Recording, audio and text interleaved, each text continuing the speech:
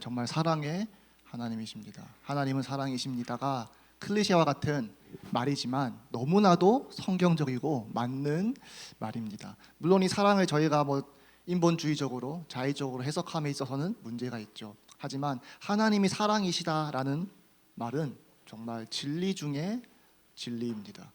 많은 사람들이 이것이 너무나 클리셰와 같아서 그냥 넘어가는 경우가 많이 있는 것 같아요. 당연히 하나님 사랑이시지 라고 하고 그 사랑을 저희가 실천하고 살아야 되는데 거기에 있어서는 많은 사람들이 그렇게 큰 비중을 두지 않는 것 같습니다. 인간이 완벽하지 않으니 어떻게 사랑만 하겠느냐, 화도 낼 수 있고 시기 질투할 수도 있고 남을 험담할 수도 있지라고 생각하는 사람들이 많이 있는 것 같습니다. 하지만 하나님은 그러한 하나님이 아니시죠. 저희는 자꾸 반대로 생각하거든요. 하나님은 하나님이고 나는 나이다. 근데 애초에 성경이 어떻게 시작합니까? 하나님이 본인의 형상대로 모양대로 사람을 창조했다라고 나와 있습니다.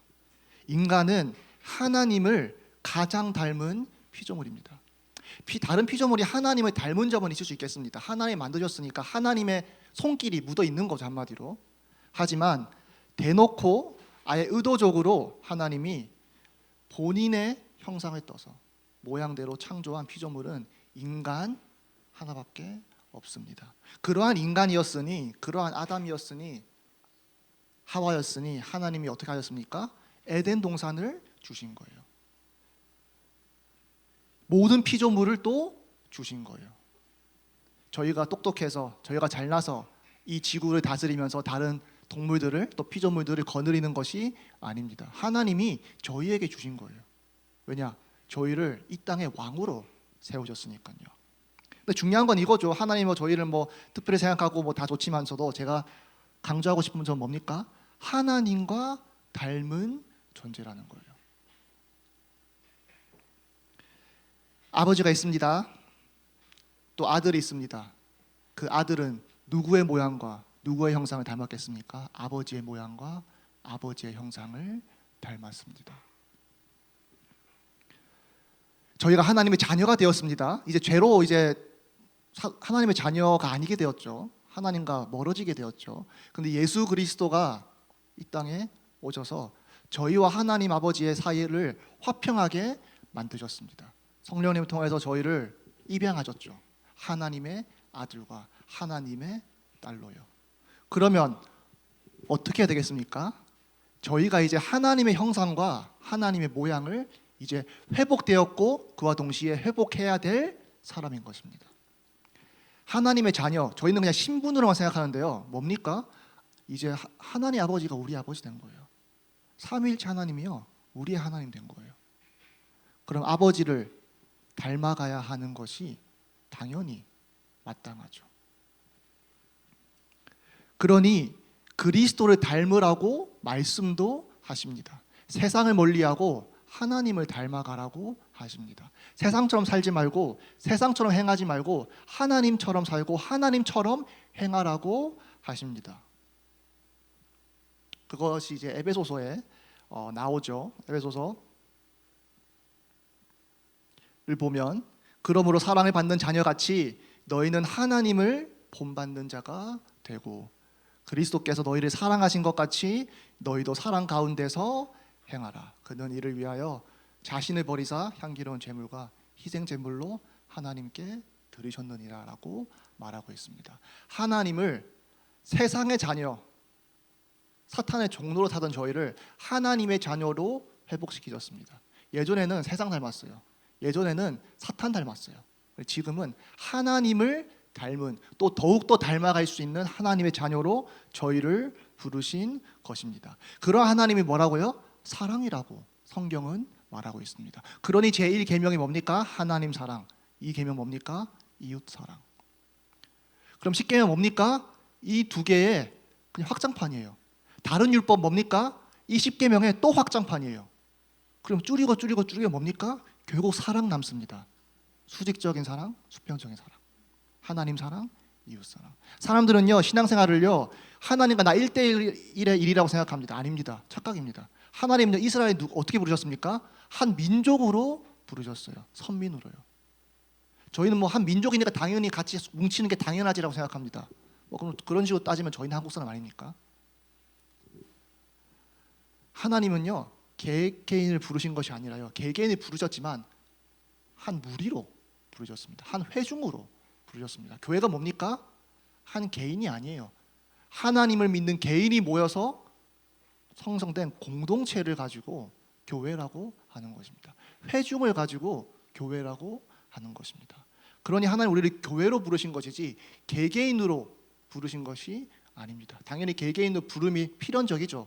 근데 뭡니까? 하나님은 그리스도의 한 몸으로 부르신 것입니다. 이런 상황에서 어떻게 저희가 하나님과의 우리 신앙생활을 1대1이라고 말할 수 있겠습니까? 어떻게 제2계명이 이웃을 사랑하라인데 어떻게 신앙생활이 나와 하나님 1대1 관계라고 말할 수 있겠습니까? 그것이 반석인 것은 맞으나 그것이 어디로 퍼져나가야 됩니까? 하나님을 향한 사랑이요, 또 내 주위에 있는 이웃에게 퍼져나가야 합니다. 하나님을 향한 사랑이요, 우리 같이 신앙생활하고 있는 교회에 퍼져나가야 합니다. 왜냐? 제1계명이 하나님 사랑, 제2계명이 이웃 사랑이기 때문입니다. 근데 고린도 전설에 보니까 많은 문제가 있었던 것 같습니다. 교회에 분열이 있었나 봐요. 서로 자랑하는 사람이 많았나 봐요. 교만한 자들이 많았나 봐요. 교만한 자들의 특징이 뭡니까? 화합이 안 돼요. 그래서 화합이 없었나 봐요. 고린도전서 12장 4절부터 보면 뭐라 합니까? 바울이 은사는 여러 가지나 성령은 같고 직분은 여러 가지나 주는 같으며 또 사역은 여러 가지나 모든 것을 모든 사람 가운데서 이루시는 하나님은 같으니 각 사람에게 성령으로 나타내심은 유익하게 하려 하심이라. 은사도 여러 가지고 직분도 여러 가지고 사역도 여러 가지고 뭐 많은데 성령은 같고 주는 같고 하나님은 같다라고 말씀하십니다. 그리고 각 사람에게 성령님을 나타내심은 뭡니까? 유익하게 하려 함이래요. 이 유익함은 뭡니까? 하나님의 유익함을 말하는 것이 아니에요. 교회의 유익함을 말하는 거예요. 물론 교회의 유익함이 하나님의 유익함이겠습니다. 공동체로 더욱더 굳건히 세우시려고 각각 사람의 은사를 주셨대요. 본인을 자랑하기 위함이 아니라 남을 세우라고, 한마디로 본을 보이라고, 서로 돕고 살으라고 하나님 주신 것인데, 뭐 고린도전서가 뭐 고린도 교회가 뭐 좀 부족한 부분이 있었나 봐, 이런 부분에서. 그러니 첫 번째 그 고린도전서 시작하면서 강조했던 걸 또 강조해요. 12장에요. 은사는 여러 가지나 성령은 같고 직분은 여러 가지나 주는 같다. 사역은 여러 가지나 하나님은 같다. 한 이름으로 그 세례를 받았다라고 바울이 말한 게 되게 똑같은 말이죠, 결국에는요. 그러면서 어떤 사람에게는 성령으로 말미암아 지혜의 말씀을, 어떤 사람에게는 같은 성령에 따라 지식의 말씀을, 같은 성령을 통해서 된 것이라 했습니다. 다른 사람에게는 같은 성령으로 믿음을, 어떤 사람에게는 한 성령으로, 한마디로 같은 성령으로 병 고치는 은사를, 어떤 사람에게는 능력을 행함을, 어떤 사람에게는 예언함을, 다 다르죠. 어떤 사람에게는 영들 분별함을, 다른 사람에게는 각종 방언 말함을, 어떤 사람에게는 방언 통역함을. 많은 은사가 있고요, 모양도 다 달랐습니다. 근데 뭡니까? 한 성령으로 주신 거래요. 그리고 이 모든 일은 같은 한 성령이 행하사 그의 뜻대로 각 사람에게 나누어 주시는 것이라. 뭡니까? 다르지만 같은 성령으로부터 왔다. 다르지만 뭡니까? 또 중요한 것이 너가 가진 게 아니라 주어진 것이다. 저희는 주어진 것으로 자랑하는 사람들이 잘 아닙니다. 그걸 자랑 삼을 수 있지만 사람들이 자랑 삼기 좋아하는 건 뭡니까? 철저히 내 안에서 일어난 것. 사람이 물려받은 재산 자랑하는 것, 그럴 수 있지만서도요, 사람이 보통 일반적인 인식이 뭡니까? 본인이 직접 이룬 부를 자랑하는 것을 더 자랑스럽게 생각합니다. 왜냐? 너는 받은 거잖아. 나는 이뤘고. 한마디로 받은 거는 자랑할 거리가 아니라는 거예요. 그래서 바울이 뭐라 합니까? 너를 다 받았잖아. 은사함이 있든 방언함이 있든 그걸 통역함이 있든 예언함이 있든 뭐든지 간에 너희들 그거 다 받은 거잖아. 한 성령님으로부터. 자랑할 것이 있습니까? 자랑할 것이 없다라고 말하는 거죠. 심지어 바울은 이런 말도 했습니다. 뭐 오늘 본문에 나오진 않지만서도요, 다 받았으면서도 왜 안 받은 것처럼 말을 하느냐, 이런 말도 합니다. 다 받아놓고 한마디로 뭡니까? 내 거 있는 것 마냥 자랑했다 이거예요. 근데 바울은 딱 찝죠. 이거 아니다. 그리고 뭡니까? 한 성령으로 받았다 이거예요. 근데 왜 분열함이 있냐 이거예요. 다른 신을 뭐 A는 뭐 다른 신, B는 또 다른 신으로 통해서 받았으면 뭐 서로 싸우고 치고받고 싸우고 하는 거 맞죠. 근데 바울이 뭐라 합니까? 우리가 한 하나님 믿지 않느냐, 우리 한 그리스도의 복을 믿는 사람 아니냐, 아니 한 성령님을 우리가 모든 것을 받은 것이 아니냐. 근데 왜 분열함이 있냐. 오히려 성령님은, 하나님은 뭐라고요? 교회의 유익함을 위해서, 그리스도의 몸을 더욱더 굳건하게 세우기 위해서 주신 것인데 왜 반대로 하느냐 이거죠. 그러면서 12절에 이어가면서 몸은 하나인데 많은 지체가 있고 몸에 지체가 많으나 한 몸임과 같이 그리스도도 그러하니라. 지체는 많대요. 근데 한 몸이래요. 우리가 유대인이나 헬라인이나 종이나 자유인이나 다 한 성령으로 세례를 받아 한 몸이 되었고, 이미 이 말 또 했었죠. 한 몸이 되었고 또 다 한 성령을 마시게 하셨느니라. 바울이 뭘 말하는 겁니까? 모양이 다 달라도, 인종이 다르든 사회 계급이 다르든 무엇이 달라도 하나 공통점이 있다. 한 성령으로 세례를 받았다 이겁니다. 근데 성령님이 사회 계급보다 작으십니까? 성령님이 인종보다 작으십니까? 그것을 뛰어넘으시는 하나님의 이름으로 다 같이 세례를 받아 한 몸이 되었다라고 나와 있습니다. 하나님은 인종 보시지 않으십니다. 하나님은 뭐 사회 계급 보지 않으십니다. 하나님은 딱 하나만 보세요.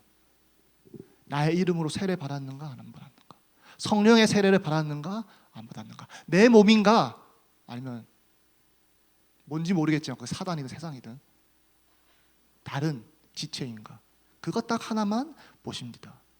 그런 가운데 바울이 한 성령으로 세례받아 한 몸이 된 우리라고 말하고 있는 것이죠. 그러면서 몸은 한 지체뿐이오나 여럿이다라고 말합니다. 그러면서 만일 발이 이르되 나는 손이 아니니 몸에 붙지 아니하였다 할지라도 이로써 몸에 붙지 아니한 것이 아니요, 또 귀가 이르되 나는 눈이 아니니 몸에 붙지 아니하였다 할지라도 이로써 몸에 붙지 아니한 것이 아니니, 만일 온 몸이 눈이면 듣는 곳은 어디며 온 몸이 듣는 곳이면 냄새 맡는 곳은 어디냐.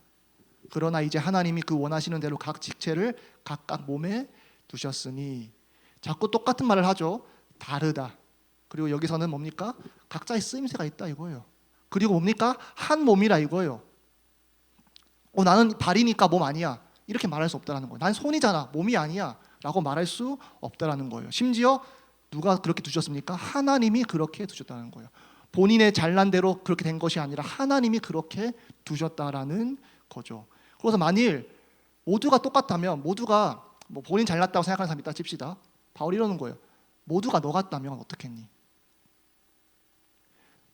그 잘난 사람도요, 모두가 그 잘난 사람 같으면요 뭐 좋아야 되잖아요. 잘난 사람인데, 잘난 사람이 한 명이 아니라 여러 명이 되는 건데 좋은 거잖아요.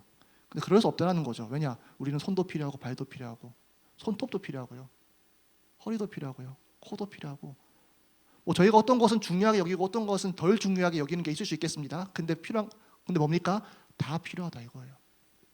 다 쓰임새가 있고요, 하나님이 다 이유를 가지고 그곳에 두셨다라는 것입니다. 그러면서 뭡니까? 그럼에도 불구하고 한 몸이다, 그리스도의 몸이다라고 말합니다. 만일 다 한 지체뿐이면 몸은 어디냐? 19절에 나와 있죠. 이제 지체는 많으나 몸은 하나라. 그러면서 이제 고린도 그 교회의 문제에 좀 더 꼬집죠. 눈이 손도로 내가 너를 쓸데없다 하거나 또한 머리가 발더러 내가 너를 쓸데없다 하지 못하리라. 지체가 많으니까요, 서로 모양새도 다르고요, 쓰임새도 다르니까요, 서로 이제 뭐 경쟁을 했나 봐요. 야, 내가 더 잘났어. 너는 좀 뭐 아예 못난 건 아니지만 나보다는 못났어. 손이 많은 거라잖아. 손이 최고지 몸 중에. 또 발이 나 없으면 너희도 움직이지도 못해. 어디 이동도 못해. 뭐 이런 식으로 고린도 교회가 돌아갔나 봐요. 그러니 눈이 손더러 너가 쓸데없다 말할 수 없다. 그뿐 아니라 더 약하게 보이는 몸의 지체가 도리어 요긴하다. 그러니까 바울은 다 똑같다 이런 것도 얘기하는 게 아니에요. 그래, 또 약해 보이는 지체가 있다. 근데 더 요긴하다라고 말하죠. 우리가 몸에 덜 귀히 여기는 그것들을 더욱 귀한 것들로 입혀주시며 우리의 아름답지 못한 지체는 더욱 아름다운 곳으로 얻느니라. 그런즉 우리의 아름다운 지체는 그럴 필요가 없느니라. 오직 하나님의 몸을 고르게 하여 부족한 지체에게 귀중함을 더하사 몸 가운데서 분쟁이 없고 오직 여러 지체가 서로 같이 돌보게 하셨느니라. 하나님이 애초에 저희를 한 몸으로 부르신 이유 뭡니까? 서로 돌보라고. 하나님만 섬기라고 부른 게 아닙니다. 오히려 하나님은요, 서로 돌보는 것을 하나님을 섬기는 것으로 인식하시는 하나님이십니다. 그러니 제1계명 뭡니까? 하나님 사랑. 제2계명 뭡니까? 이웃 사랑. 하나님 사랑한다면서 이웃 사랑하지 않는 것, 하나님의 가르침 안에서는 불가능한 것입니다.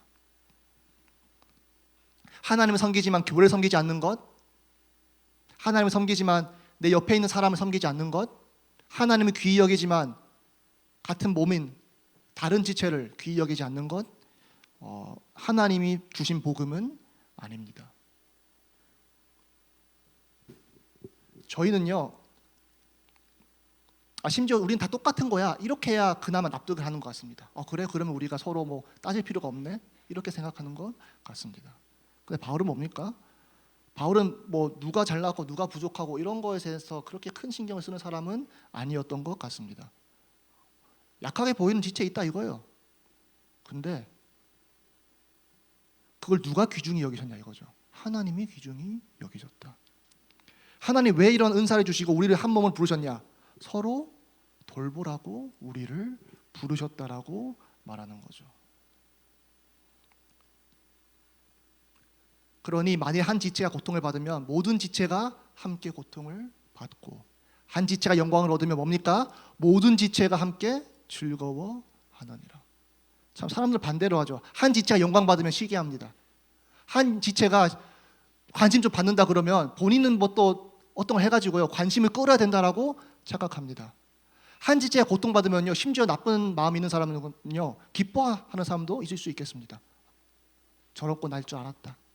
저렇게 교만하더니, 저렇게 까불더니 저 큰 코 깨지는구나. 물론 그분이 좀 볼 때 좀 마음이 좀 밉게 먹어지도록 한 행동이 있을 수 있어요. 근데 그런 식으로 따지면 그러면 저희는 다 미워해서 서로 미워하고 서로 시기하고 서로 질투하고 해야죠. 뭡니까? 하나님은 본인을 욕하던 사람을, 본인을 비방하던 죄인을 용서한 예수님입니다.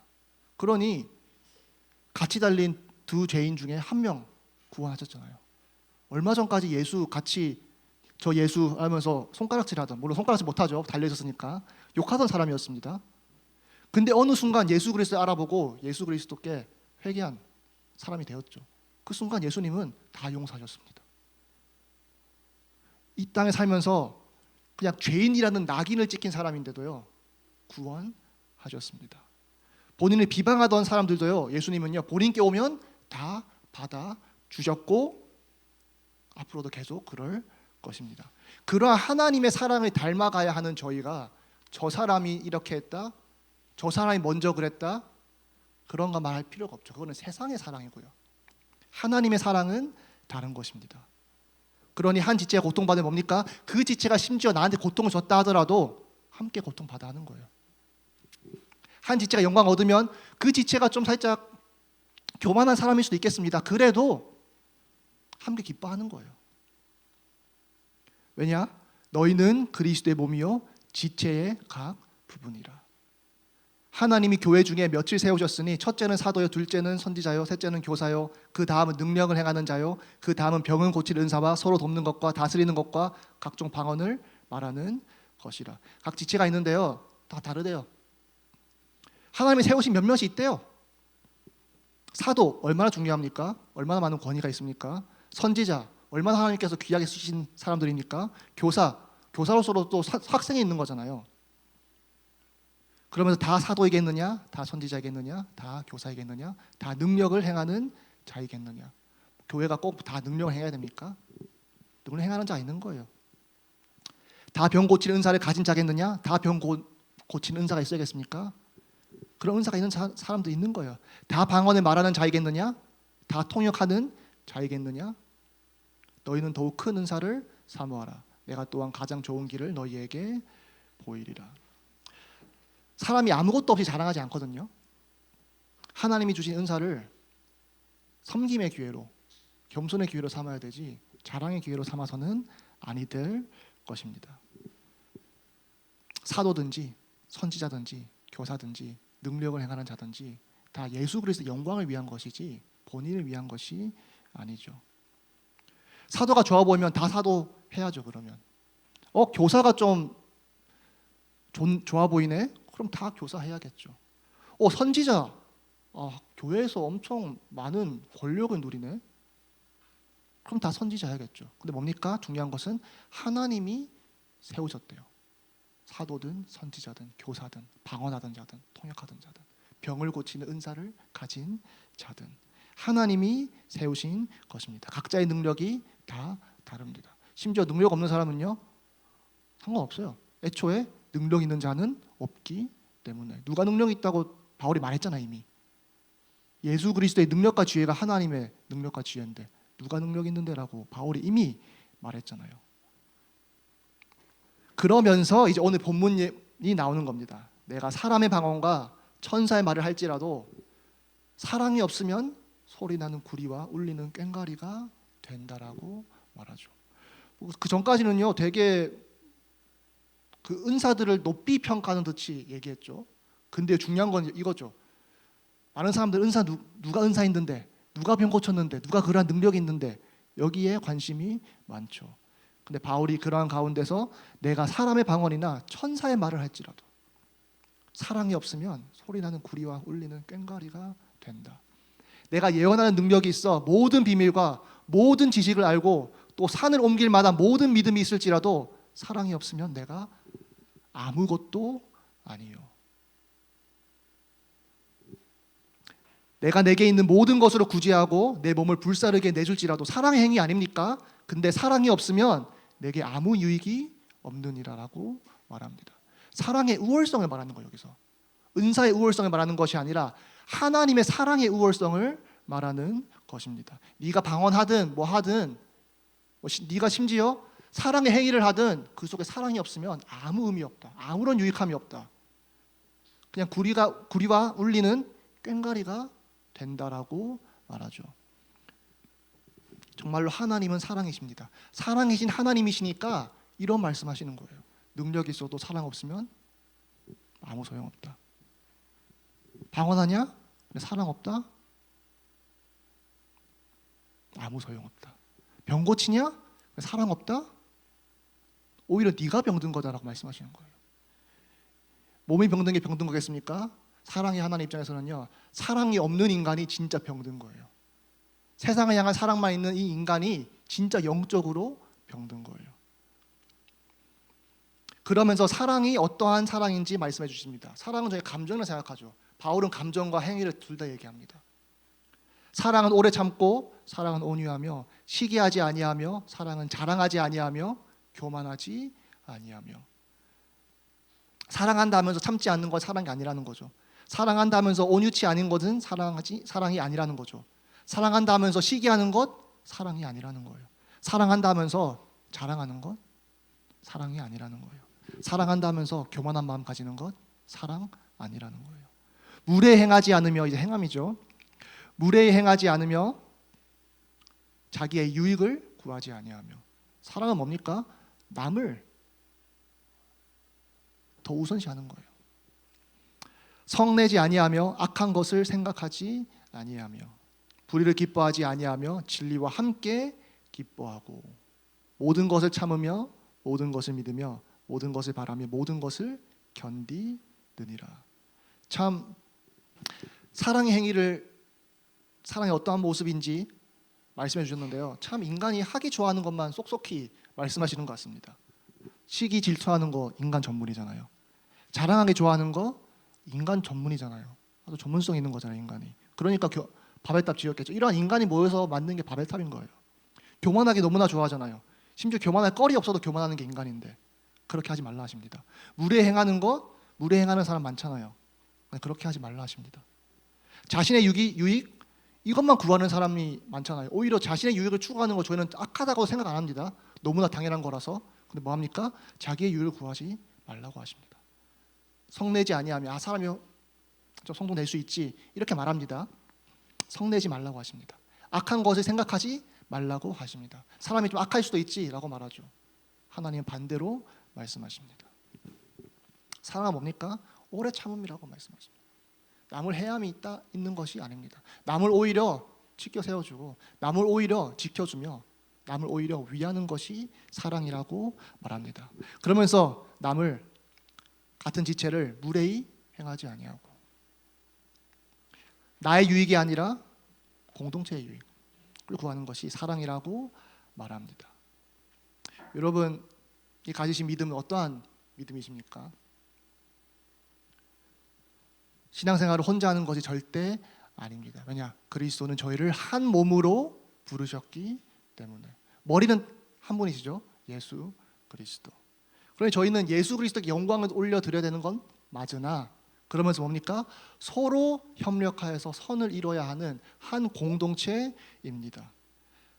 하나님은요, 본인에게 잘 섬기는 듯이 보이나 사람을 섬기지 않는 사람 기뻐 받으시지 않으십니다. 인간은 기뻐 받아요. 나한테만 잘하면 돼요, 솔직히. 나한테 잘하고 남한테 좀 못한다?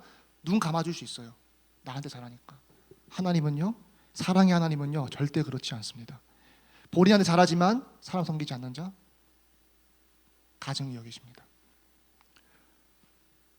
본인에게 할 거 다 하고 남은 1계명을 지키고 2계명을 지키지 않는 것, 그냥 계명을 지키지 않는 것으로 여기시는 하나님이십니다. 그럼 저희가 어떻게 되겠습니까? 하나님을 사랑하면 서로 사랑함이 있어야 되겠죠. 저희가 진짜 교회라면요, 하나님 사랑만 있는 것이 아니라 하나님을 사랑하기 때문에 그 하나님이 부르신 한 공동체인 교회를 사랑함이 있어야 되겠죠. 이 사랑은 뭡니까? 오래 참고 온유하며 시기하지 아니하고 자랑하지 아니하고 교만하지 아니하고 악한 것 생각하지 아니하며 자기의 유익을 구하지 아니하며 무례 행하지 않고 불의를 기뻐하지 아니하며 또 진리와 함께 기뻐한다고 말했습니다. 이러한 사랑이 저희 학생부, 우리 제자교 학생부에 있었으면 좋겠습니다. 서로 오래 참고 서로 온유하고 서로 무례히 행하지 않고 자기의 유익을 챙기는 것이 아니라 남을 더 먼저 살피는, 또 자랑하지 아니하고, 자랑 뭡니까? 교만인 거잖아요. 남을 드러내는 거잖아요. 여러분, 자랑하는 것이 결국은 남을 들러리 세우는 행위입니다.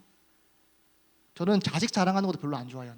제가 자식도 없지만 자식 자랑하는 부모님의 그런 사랑 뭐 이해는 합니다만은 자식 자랑도 저는 그렇게 좋게 보진 않습니다. 왜냐? 자랑하는 것이 결국에는 예수 그리스도 앞에서 선한 행동이 절대 아니기 때문에. 그러니 저희 안에서는 개인의 자랑함은 없었으면 좋겠습니다. 오로지 예수 그리스도를 자랑함이 있었으면 좋겠습니다. 그러면서 이제 후반절에 가면서 사랑은 언제까지나 떨어지지 아니하되 예언도 패하고 방언도 그치고 지식도 패하리라. 바울이 그렇게 은사를 막 얘기하고 또 하나님 주신 거다 얘기하고 얘기했는데요, 언젠가는 다 끝난대요. 하나만 빼고, 사랑은 언제나 떨어지지 아니하되 그러한 가운데 예언도 패하고 방언도 그치고 지식도 패하리라. 우리는 부분적으로 알고 부분적으로 예언한다. 온전한 것이 올 때는 부분적으로 하던 것이 패하리라. 내가 어렸을 때에는 말하는 것이 어린아이와 같고 깨닫는 것이 어린아이와 같고 생각하는 것이 어린아이와 같다가 장성한 사람이 되어서는 어린아이의 일을 버렸노라. 어린아이의 일을 버렸는데 버리지 않는 건 뭡니까? 사랑이라는 거예요. 왜냐? 사랑은 애초에 버릴 것이 아니기 때문에. 우리가 지금은 거울로 보는 것 같이 힘이 하나 그때는 얼굴을 대하여 볼 것이요 지금은 내가 부분적으로 하나 그때는 주께서 나를 아신 것 같이 내가 온전히 알리라. 이 부분은 그래서 온전한 것이 뭔데라고 하면 어떤 사람은 성경 66권을 가리키는 것이다 이렇게 해석하시는 분들도 있고요. 아니면 재림을 가리키는 것이다 이렇게 해석하시는 분들이 있습니다. 이 부분은 다룰 기회가 있으면 다루고요. 오늘 중요한 부분 아니니까요. 그건 넘어가도록 하겠습니다. 근데 이걸 몰라도 됩니다. 어차피 바울이 강조하는 건 뭡니까? 사랑은 언제나 떨어지지 않는다. 방언이 뭔데? 방언도 해석이 다르죠. 예언이 뭔데? 예언도 해석이 좀 다 다릅니다. 보수 신학 안에서도 해석이 좀 다릅니다. 다. 근데 알 필요 없어요. 어떻게 보면요. 알면 좋겠지만 적어도 오늘은 알 필요 없어요. 뭡니까? 사랑을 강조하고 있잖아요. 사랑을 말하고 있는 거잖아요. 사랑은 저희가 뭔지 대충 알잖아요. 그래도 완벽히 알지 못한다 하더라도 사랑은 뭔지 알잖아요. 여러분 사랑 바울이 막 얘기했을 때 뭐 놀라신 분 있습니까? 내가 생각하는 사랑 아닌데? 이런 분 있습니까? 여러분이 당연히 받아들이는 사랑이라는 관념이잖아요. 저희는 사랑이 뭔지는 압니다. 바울은 뭡니까? 그 사랑 행하라 이거예요. 그러면서 13절 이렇게 말하죠. 그런즉 믿음, 소망, 사랑, 좀 유명한 구절이죠.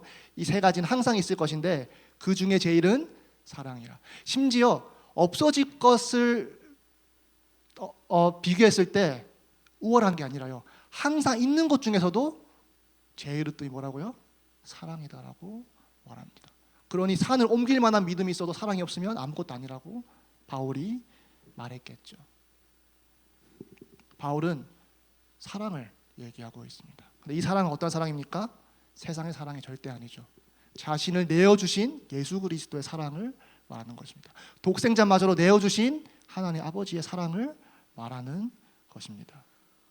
그러니 예수님이 제자들의 발을 씻기면서 뭐라 합니까? 너희들도 그렇게 서로 씻겨주라. 예수님 섬기셨습니다. 서로 섬기라는 거죠. 그러면서 내가 너에게 새 계명을 주겠다. 내가 너희를 사랑한 것 같이 서로 사랑하라 라고 말씀하십니다. 예수님 사랑하라 이렇게 말씀 안 하셨어요. 물론 예수님 사랑해야죠. 근데 뭘 강조하십니까? 내가 너희를 섬겼듯이 서로 섬기고 내가 너희를 사랑했듯이 서로 사랑해라. 그러면 너희가 서로 사랑하면 이로써 모든 사람이 너희가 내 제자인 줄 알리라. 저희 제자교회입니다. 여러분 하나님의 제자 맞으십니까? 그러면 말로만 그렇게 말씀하시지 마시고요. 남이 봐도 뭐 부족한 부분이 있는 사람이지만 그래도 예수 그리스도의 제자구나라고 느낄 정도로 예수님이 사랑하셨던 것처럼 서로 사랑하는 저희가 되었으면 좋겠습니다. 그래서 셀프로 예수님 제자입니다 라고 말하는 것이 아니라 남이 봐도 저 사람은 예수님의 제자구나라는 그러한 칭찬을 받는 저희 제자교회 학생부 되었으면 좋겠습니다. 기도하시겠습니다. 아버지 감사합니다. 사랑을 몰랐던 저희에게 찾아와 주셔서 진정한 하나님의 사랑을 가르쳐 주시고 믿게 하시고 또 알게 하심을 감사드립니다. 이제는 저희가 진정한 사랑을 알게 되었사오니 그 사랑을 아는 것을 넘어서 그 사랑을 소유한 것을 넘어서 그 사랑을 삶으로 살아내는 저희 되게 하여 주시옵소서. 예수님이 저희를 사랑하셔서 그 몸까지 내어주셨던 것처럼 저희도 그 사랑을 본받아 서로를 사랑하며 서로를 먼저 여기는 저희 제자교회 학생부 되게 하여 주시옵소서. 주 예수 그리스도의 이름으로 기도드렸습니다.